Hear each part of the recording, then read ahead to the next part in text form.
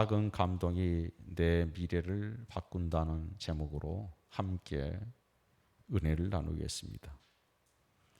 저의 어린 시절 시골 교회 부흥회는 마을 잔치였습니다. 평상시에 교회에 나오지 않던 분들도 잔치집에 부조한다는 심정으로 나오셔서 은혜를 받곤 했습니다. 일주일 내내 그곳에서 예배하며 웃고 울고 박수치고 눈물 흘리는 신앙의 집회 차원을 넘어서 그것은 바로 축제였고 바로 강연이었습니다. 우리가 신앙생활하다가 진한 감동을 경험할 때가 있습니다. 그 순간은 내가 변하는 시간이요, 내 인생의 새로운 운명이 바뀌는 시간입니다. 강경한 한 번의 감동이 내 미래를 저는 항상 바꿀 수 있다고 믿습니다. 영혼이 병들고 마음이 병들고 육체가 병들어도 하나님 한 번 만져주심을 통해서 나는 새로워질 수 있다는 믿음을 항상 갖고 있습니다. 요즘 우리가 신앙생활한다는 것은 이게 보통 일이 아닙니다. 저는 매일 영적인 치열한 전쟁과 같은 시간들을 보내고 있습니다. 팬데믹 시대 우리가 믿음을 지키면서 살아간다는 것은 우리에게는 참 어려운 시간입니다. 그러나 저는 믿습니다. 이 팬데믹 시대에도 하나님은 계시고 하나님은 여전히 저를 사랑하시고 우리의 걸음을 인도하고 계시다는 겁니다. 오늘 본문에 예수께서 전도여행 중에 잠시 두로 지방을 지나가시게 되었습니다. 거기 살던 헬라 여인, 이방 여인이 예수님께 달려나와 끈질기게 매달려 기도합니다. 그리고 은혜를 좀 주십사 하는 짤막한 기도의 내용이었습니다. 여기 두로는 이방 땅입니다. 예수께서 여러분 잘 아시는 것처럼 3년 동안 전도를 하셨는데 이방 땅에 한 번도 가신 적이 없습니다. 그런데 오늘 딱 한 곳을 갔는데 그곳이 오늘 본문에 나오는 두로 땅이란 것입니다. 딱 한 번 가신 것입니다. 복음이 예루살렘의 벽을 넘어서 유대 땅을 넘어가서 한 번 이방 땅에 가는 그곳에서 그 현장에서 한 번의 기회를 잡고 감동을 받고 자신의 인생을 삶을 바꿔간 여인의 이야기입니다. 두로는 요세푸스의 글에 의하면 이스라엘 사람들에게 가장 나쁜 감정을 가진 사람들이 살고 있는 땅이라고 기록하고 있습니다. 그래서 성경에서는 항상 두로와 시돈 땅에 돌아왔는데 여러분 옆 동네 시돈은 악녀 이세벨의 고향이기도 하고 또 이 두 땅의 지명이 항상 여러분 심판을 상징하는 장소로 대명사로 그렇게 기록이 된 명칭들입니다. 더구나 이스라엘 사람들이 더럽다고 상종하지 않던 수로보니게 여인, 그 여인이 예수께 나와 딸이 더러운 귀신이 들렸습니다. 제발 은혜 주시라고 이렇게 기도하고 있는 겁니다.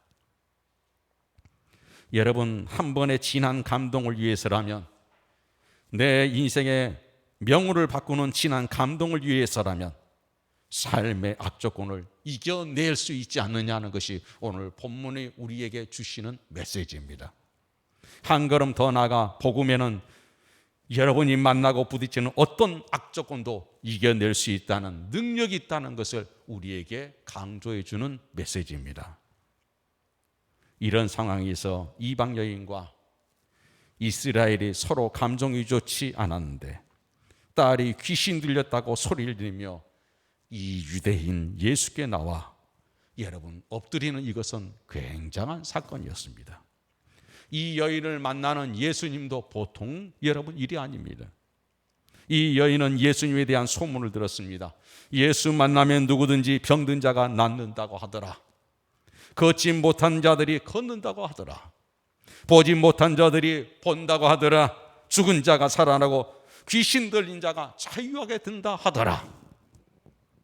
그렇다면 이것은 자신에게 기회이다. 자신이 유대를 찾아갈 수 없고 이스라엘 땅을 찾아갈 수 없었지만 그곳에 처음으로 고름을 옮기신 이 예수가 찾아왔다는 얘기를 듣고 그에게는 여러분 포기할 수 없는 시간이었습니다. 돌이킬 수 없는 마지막 시간이라고 그는 여러분 여겼습니다.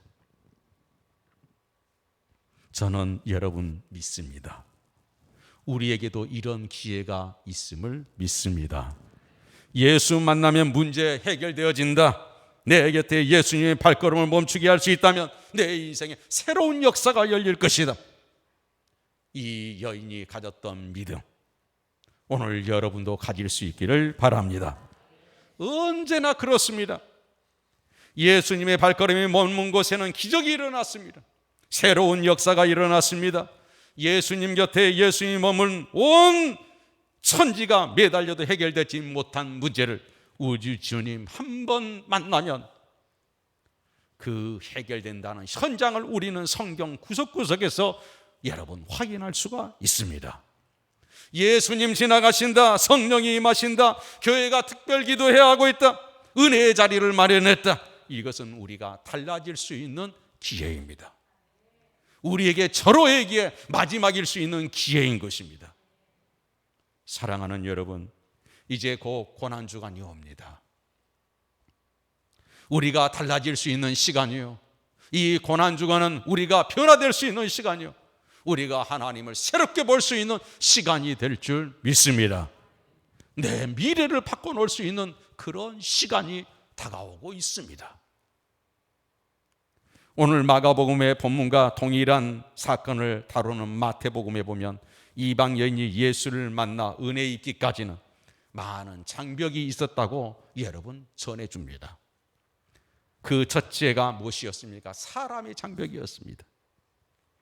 이방 여인이 사람들을 미치고 예수께 나왔습니다. 딸 좀 살려달라고, 딸의 귀신을 고쳐달라고 제자들이 밀쳐냅니다. 사람들이 이 이방인, 개처럼 여기는 이방인이 감히 예수님의 앞길을 막는다고 밀쳐냅니다. 여러분, 우리가 하나님의 은혜를 입고 하나님을 만나고 하나님의 역사를 경험하는데 제일 장애가 되는 게 무엇입니까? 그것은 바로 사람입니다. 항상 우리의 믿음의 길을 붙잡고 주저앉히려고 하고 우리를 낙담케 하고 넘어뜨리려고 하는 것이 무엇입니까? 환경이 아닙니다. 꼭 사람이 그렇습니다. 그래서 여러분과 저는 조심해야 되고 기도해야 되고 겸손해야 합니다. 내가 다른 사람 은혜에 걸림돌이 되지 않을까? 다른 사람이 예수께 달려가는데 내가 혹시 그 발을 붙잡고 있는 것이 아닌가? 우리는 겸손하게 하나님 앞에 이 일에 조심스럽게 다가가야 합니다. 그런데 예수님이 여러분 아주 이상하셨습니다. 제자들은 그렇다 하실 수 있습니다. 제자들은 방해할 수도 있고 밀쳐낼 수도 있고 떼낼 수도 있습니다. 그런데 이전까지 보지 못했던 우리 예수님의 모습이 오늘 본문에서 우리가 볼 수가 있습니다. 예수님이 그렇게 내 딸을 귀신을 쫓아달라고 애걸복걸하는 이 여인에게 아무 반응이 없으십니다. 이분이 소문으로 들었던 그 예수 맞는가? 소문의 모습과는 너무나도 다른 모습 아닌가? 냉정한 침묵의 벽에 거쳤어. 이 여인은 여러분 괴로웠을 것입니다. 이분이 과연 그 소문난 사랑의 주님이라고 했던, 선생이라 했던 분 맞는가? 하나님의 아들이 말인가? 이분이 정말 많은 사람들을 위로하고 격려하고 많은 사람들의 눈물을 닦아줬다는 그분이 맞는가? 얼마든지 실망해서 돌아갈 수 있는 상황이었습니다. 그러나 기억하십시오. 나는 힘들어 죽겠는데 하나님으로부터 아무런 반응이 없을 때, 울부짖고 매달려 기도하는데도 하나님으로부터 아무런 응답이 없을 때, 이 순간이 내 믿음이 자라야 될 시간입니다. 이 순간이 내가 더 주님 앞에 간구해야 될 순간입니다. 신학자 카르는 이런 말을 했습니다. 예수님, 이방 여인의 믿음이 자라기를 지금 기다리고 계신다. 이 여인이 믿음이 자라기를 기다리고 계신다. 지금 여러분 가운데 하나님의 침묵에 부딪힌 성도들이 계십니까? 그 침묵 자체가 응답입니다. 내 믿음이 자라야 될 시간이라는 뜻입니다. 내가 성큼 예수 그리스도 앞에 다가가야 될 시간이란 뜻입니다. 이때 불평하면 망합니다. 이때 돌아서면 다시는 그 기회 오지 않습니다. 더 뜨겁게 기도해야 될 시간입니다. 더 큰 긍휼과 자비를 베풀어달라고 하나님 앞에 간구해야 될 그 시간입니다. 복음서를 정합해 보면 이 여인은 예수님께 달려나와 외칩니다. 주 다윗의 자손이여 나를 불쌍히 여기소서. 내 딸이 더러운 귀신에 시달립니다. 우선 주 다윗의 자손이여 그랬습니다. 이 말씀인즉 메시아여 그런 의미입니다. 나의 유일한 구세주이시여, 내 딸의 구세주이시여 그런 것입니다. 당신만이 구세주입니다. 당신만이 내 딸을 귀신에서 쫓아낼 유일하신 분이십니다. 나를 불쌍히 여기소서. 당신이 기도에 응답해 주실 분입니다 라는 거예요. 당신이 내 기도에 응답해 주실 분이라는 거예요. 내 딸이 귀신 들렸나이다. 자신의 모든 아픔을 숨기고 쏟아놓는 그런 믿음의 자세였습니다. 여러분, 이쯤 되면 우리 예수님이 이제 되었다 하고 이 여인을 받아주실 법합니다. 이 여인의 손을 붙잡고 그 딸의 치유를 명하실 법합니다.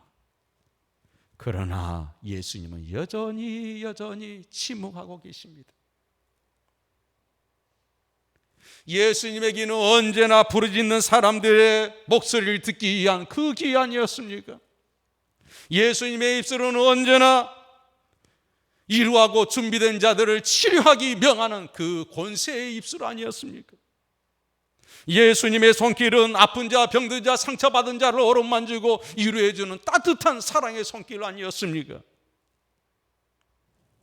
그런데 유독 이 불쌍한 여인에게는 예수님이 계속 침묵을 하고 계십니다.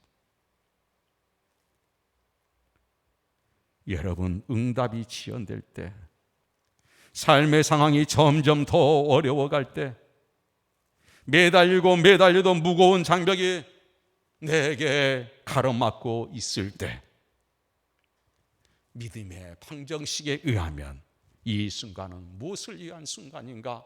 오늘 본문은 얘기해 줍니다. 제발 내게 은혜를 주소서. 내가 실망하고 좌절하고 돌아설 시간이 아니라 제발 나에게 은혜를 주소서. 불쌍히 여겨주소서. 주님은 이 모습을 우리에게 기대하고 기다리시는 시간입니다. 예수님의 무거운 침묵, 제자들의 차가운 냉대 앞에 이방인 여인은 포기하지 않았습니다. 본문 25절에 보니까 예수의 발 아래 엎드렸습니다. 그리고 울부짖었습니다. 그러나 27절에 예수님은 더욱 차갑게 대하십니다. 자녀의 떡을 취하여 개들에게 던짐이 마땅치 아니하다. 여기 여러분, 엎드려라는 말은 계속 용법입니다. 한 번 엎드리고 말았다는 것이 아니라 밀천에도 엎드려서 기어가고, 떼어놔도 질질 끌려가도 예수께 기어서 간다는 얘기예요. 그리고 매달린다는 것입니다. 누군가 밀쳐내면 포기하지 않고 또 엎드려 달려나가 엎드리는 거예요. 내 딸이 귀신 들렸습니다. 예수님의 만져주심이 있을 때까지 포기하지 않겠다. 내 기도의 응답이 일 때까지 나는 매달리겠다. 나는 구하겠다. 주실 때까지 나는 찾을 때다. 열릴 때까지 나는 문을 두드리겠노라. 이 믿음이 어쩌면 이 여인에게 필요한 순간이었습니다. 이 여인에게 필요한 것은 바로 이것이었습니다. 내놔도 밀쳐도 독한 말을 해도 포기하지 않고 제발 내 딸을 불쌍히 여기시고 긍휼히 여겨주소서. 이것을 위한 주님의 손짓이었습니다. 오늘 이 여인의 형편과 비슷한 위치에 놓여 있는 분들 계십니까? 오늘 주님이 여러분에게 손짓하고 계십니다. 밀치는 것이 아니고 예면한 것이 아닙니다. 손짓하고 있습니다. 은혜를 베풀라, 긍휼을 베풀어 불쌍히 여기라는 주님의 손짓이었습니다. 여러분 가운데 아픈 사연, 누구하고도 의논할 수 없는 가슴 여린 사연을 안고 오늘 예배 드린 분 계십니까? 막다른 골목에서 갈 길을 알지 못하여 방황하는 분이 계십니까? 매달려도 부르짖어도 차가운 침묵만 여러분 앞을 가로막고 있습니까? 바로 그때가 더욱 뜨겁게 은혜 달라고, 불쌍히 여겨달라고 해야 될 시간입니다. 이미 응답은 준비되어 있습니다. 여러분이 포기하지 않으면, 뒤돌아서지 않으면, 낙심하지 않으면 하나님은 응답을 주실 것입니다. 마가복음 7장 20절에 다녀의 떡을 취하여 개들에게 던짐이 마땅치 아니하니라. 해도 너무하신다고 생각하시겠죠. 너는 개다. 개 같은 이방인 여인의 기도를 들을 겨를이 없다. 만약에 우리에게 이런 상황이 부딪혔다고 하면 여러분 계속해서 믿음 생활할 수 있겠습니까? 이런데도, 이런 대접, 이런 처우, 이런데도 여러분이 계속해서 나를 불쌍히 여겨달라고 여러분 할 수 있겠습니까? 여러분, 우리는 해야 합니다. 우리는 더 부르짖어야 합니다. 더 가까이 가야 합니다.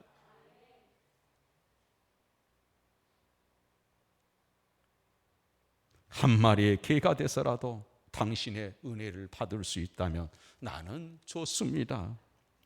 이 믿음을 주님 앞에 고백해야 합니다. 이때 마태복음에는 소리질러 기도했다 그랬습니다. 소리질렀다는 말은 대단히 재미있는 말인데요, 까마귀가 목신 소리로 끈질기게 부르짖었다 그런 뜻입니다. 배고픈 한 마리 까마귀가 울고불고 부르짖어서 목이 쉬어서 그래도 포기하지 않고 깍깍 소리 질렀다는 거예요. 그런 뜻을 지니고 있습니다. 예수님이 이미 내 기도를 들으셨다. 내 딸을 고쳐주실 것이다. 제발 불쌍히 여겨달라. 부르짖었던 그런 뜻을 내포하고 있습니다. 여러분, 우리가 종교교회에 가면 떠올리는 사람이 있죠. 바로 마틴 루터입니다. 루터가 종교개혁을 일으키고 한참 수많은 공격에 부딪히게 됩니다. 매일매일의 삶이 절망스러운 하루하루를 보냈습니다. 시간이 갈수록 더 많은 여러분 날카로운 사건들이 날로 자신에게 중첩되어 왔습니다. 너무나도 마음이 괴롭고 지치고 아파서 혼자서 조용히 어느 날은 식사하고 있었는데 집에 강아지 한 마리가 엉금엉금 와서 루터의 숟가락을 올려보고 내려보고 그러는 겁니다. 고기를 썰면 쳐다보다가 포크가 올라가면 눈을 따라 올라가는 것입니다. 내려오면 다시 눈도 내려옵니다. 밥 한 숟가락 들면 침 흘리며 다시 눈이 올라갑니다. 숟가락이 내려오면 또 내려옵니다. 얼마나 딱하든지 고기 한 점 썰어 던져 주었습니다. 쏜살같이 달려가서 먹는 겁니다. 루트가 그걸 보면서 눈물이 핑 돌았습니다. 그리고 고백을 했습니다. 하나님 내게 지금 은혜가 필요합니다. 이것이 옳은 길이요, 이것이 정의의 길이요, 하나님의 뜻의 길이지만 그러나 하나님의 내게 은혜가 필요합니다. 나를 불쌍히 여기시고 은혜 주시옵소서. 하나님 내게 위로가 필요합니다. 나를 위로해 주소서. 그는 그의 이런 고백을 통해서 핍박과 환난 가운데 하나님의 위로의 힘으로 일어설 수 있다고 기록했습니다. 사랑하는 여러분, 이방 여인의 믿음을 보여주는 절정의 말씀이 28절에 나오죠. 우리 함께 봅시다. 여러분 28절 봅니다. 여자가 대답하여 이르되 주여 올소이다마는 상 아래 개들도 아이들이 먹던 부스러기를 먹나이다. 아멘. 주여 올소이다. 당신이 하시는 일이면 모두 옳습니다. 내가 이해 안 되지만, 내 마음의 감정은 받아들일 수 없지만, 내 삶의 상황은 용납되지 않지만 당신이 하시는 일이면 옳습니다. 나를 사랑해서 나에게 믿음을 더하기 위해서 하시는 일이라면 옳습니다. 응답이 지연될지라도 내게 필요한 것이라면 옳습니다. 저를 향해 한 마리 개라 할지라도 옳습니다. 항변하지 않는 믿음입니다. 시험 들지 않는 믿음입니다. 사랑하는 여러분, 우리의 믿음의 성장이 이곳까지 이르기를 바랍니다. 그 지점까지 갈 수 있기를 바랍니다. 항변하지 않는 믿음, 시험 들지 않는 믿음, 불평하지 않는 믿음. 자기 자신이 자신에게 속고 있는 사람들이 많습니다. 항변하고 시험 드는 것을 합리화하는 사람들이 많습니다. 옳지 않습니다. 믿음은 그런 것이 아닙니다. 이 여인을 통해서 우리에게 믿음의 길을 보여주고 있지 않습니까? 믿음은 모든 것이 나를 위한 하나님의 손길이요, 하나님의 간섭이기에 옳습니다. 받아들이는 것입니다. 내게 하는 모든 것이 옳습니다. 그러나 은혜 주시옵소서. 그러나 불쌍히 여겨 주시옵소서.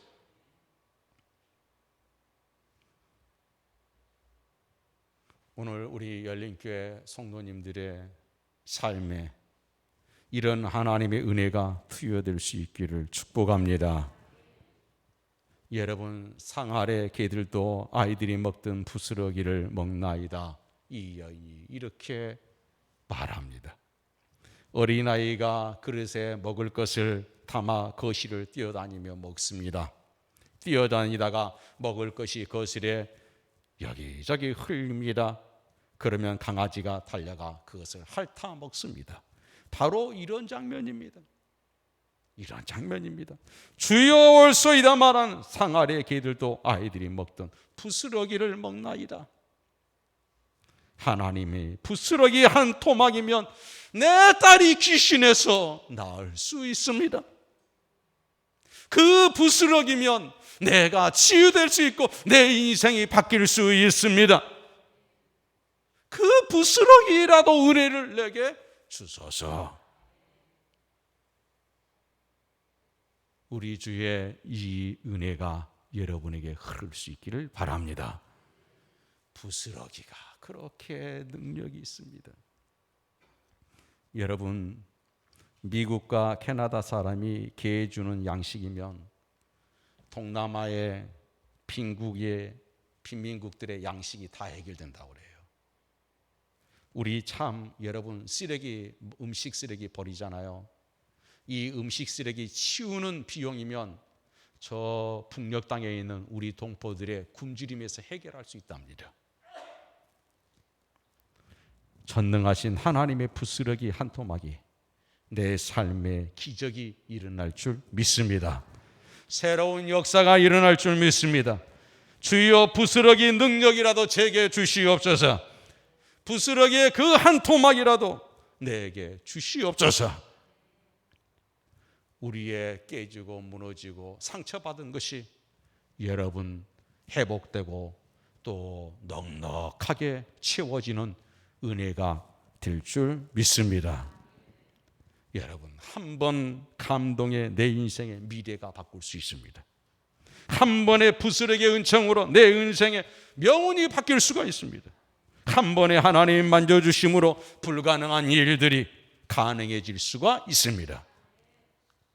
하나님 부스러기 한 토막이면, 주님의 사랑의 부스러기 한 토막이면, 하나님의 능력의 부스러기 한 토막이면 나는 전혀 새로운 인생의 길을 접어들게 되는 겁니다.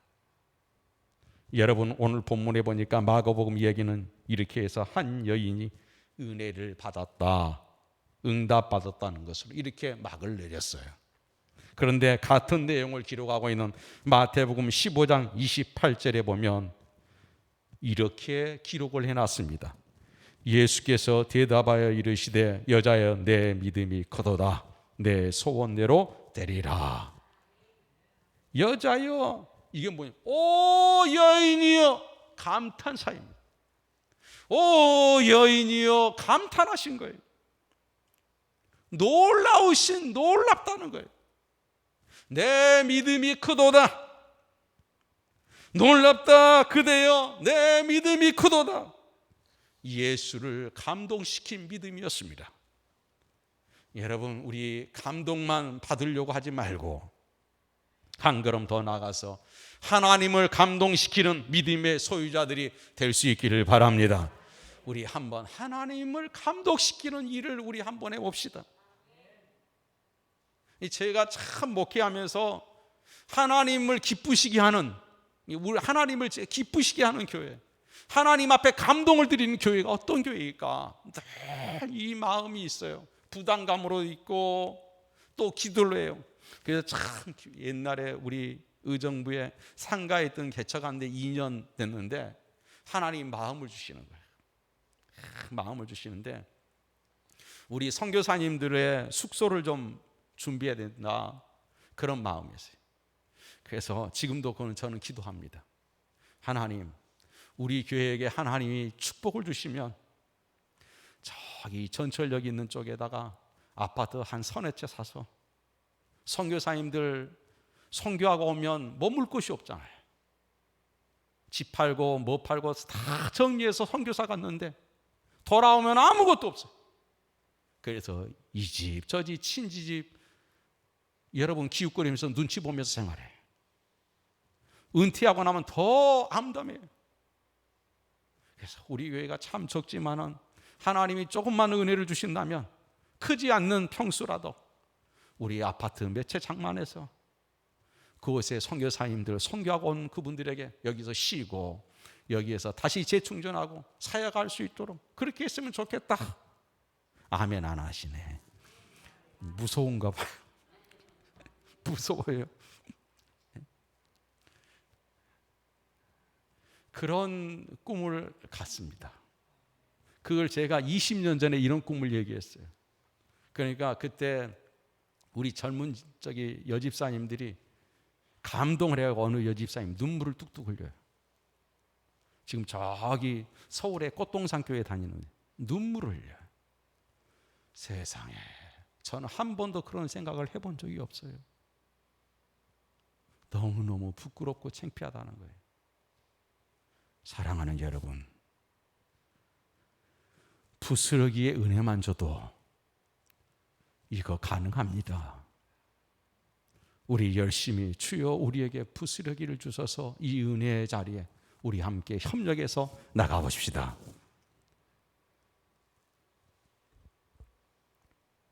여러분, 말레이시아에 보면 수도 쿠알룸푸르에 그들이 자랑스럽게 생각하는 페트로나스 트윈타워라고 하는 게 쌍둥이 빌딩이죠. 쌍둥이 빌딩이 88층짜리가 두 동이 이렇게 세워 있어요. 말레이시아의 여러분 영웅이었죠. 마하타르 대통령이 2020 프로젝트를 꿈을 꾸면서 이 빌딩을 세웠습니다. 그는 2020년에는 우리 말레이시아가 선진국에 들어가야 된다. 선진국이 돼야 되겠다. 그 여러분 국민들을 꿈을 주기 위해서 빌딩 2개를 세웠어요. 92년에 착곡해서 98년에 여러분 완공을 했습니다. 그 중에 하나가 저 일본 기업이 건설회사가 이 빌딩을 수주했습니다. 그리고 두 번째 그 옆에 있는 동은 우리나라의 삼성물산, 삼성 당시 건설이 수주를 했어요. 우리가 그토록 흥분하고 으쌰으쌰하는 한일전이 벌어진 거예요. 그런데 안타깝게도 여러분 그 당시에 우리와 일본의 건설 기술이 90년 초에 차이가 많았습니다. 일본의 건설 기술은 모두가 인정해 주지만 한국은 여러분 후발주자였단 말이에요. 사람들은 눈여겨봤어요. 세계는 과연 어떤 나라가 건물을 잘 지을 건가? 모두 다 일본이 잘 지을 거라고 해요. 36일을 먼저 해서 건물이 쑥쑥 올라가네요. 36일 만에 여러분 삼성물산, 삼성건설에서 뛰어든 우리의 여러분 그곳에 일하는 직원들이 여러분 10년 가까이 휴가를 받나고 그랬어요. 그리고 그 건물 짓는데 매진한 거예요. 이 소식을 듣던 우리의 교민들이 여러분 밥을 해가지고 갑니다. 과일 먹을 것을 해가지고 갑니다. 태극기를 걸고 으쌰으쌰 응원을 해요. 세계에서 이걸 보고 참 신기했다고. 우리나라에서는 그렇게 크게 여러분 보도되지 않았지만 신기했다는 거예요.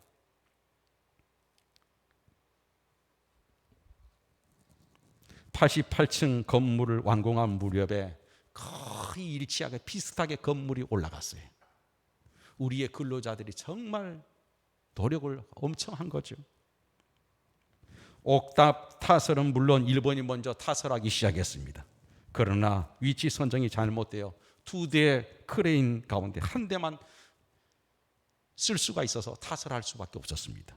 그것을 보고 삼성은 위치를 변경해서 높이를 조정해서 2대의 크레인을 쓰게 됩니다. 여러분 누가 이겼을까? 세계가 깜짝 놀랐어요. 한국의 건설이 저 정도 수준이었는가? 마지막 피로침을 세웠을 때 해가 서산에 넘어가고 있었습니다. 그 햇빛에 삼성물산이 건설한 제2동을 비추고 1동은 그림자에 여러분 묻혀 있었습니다. 몇 시간 뒤에 피로침을 세웠고 일본이 세웠던 빌딩은 우중충하게 보였습니다.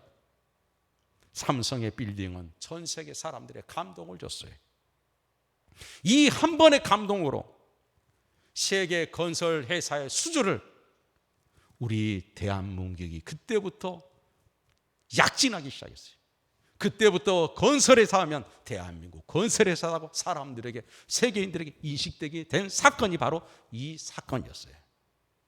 무엇입니까? 한 번의 감동이 우리 대한민국 세계적인 건설회사로 여러분 사람들에게 감동을 주고 인식을 심어줬다는 거예요. 우리가 그래요. 그냥 주일 예배가 스쳐가는 예배가 아니에요. 우리가 하나님 앞에 기도하고 하나님 앞에 무릎을 꿇는 것은 그냥 지나가는 시간이 아니에요. 이 시간은 어쩌면 내게 특별한 한 번의 기회가 될 수 있는 시간이에요. 이 시간 내가 붙들고 내게 하나님 부스러기라도 주시옵소서. 내가 부스러기만 묻어도 내 딸이 귀신이 나가겠나이다. 이런 절명의 절대 절명의 시간을 우리 흘러보내서는 안 되지 않습니까? 더 겸손하게 더 엎드려서 주의 자비와 긍휼을 구할 수 있는 한 번의 그 감동으로 이 인생을 바꿔나가는 그런 우리 열린교회 성도들이 되기를 축복합니다. 사랑하는 여러분, 하나님을 감동시키는 결단이 우리 모두에게 있기를 간절히 소망합니다. 기도하겠습니다. 아버지 하나님, 감사합니다. 오늘도 저희를 사랑해 주시고 인도해 주신 것 감사합니다. 영광 받으시고 긍휼을 베풀어 주소서. 부스러기 하나로 하나님 우리에게 주시옵소서. 예수님의 이름으로 간절히 기도 올려나이다. 아멘. 우리 모두 자리에서 일어나시겠습니다.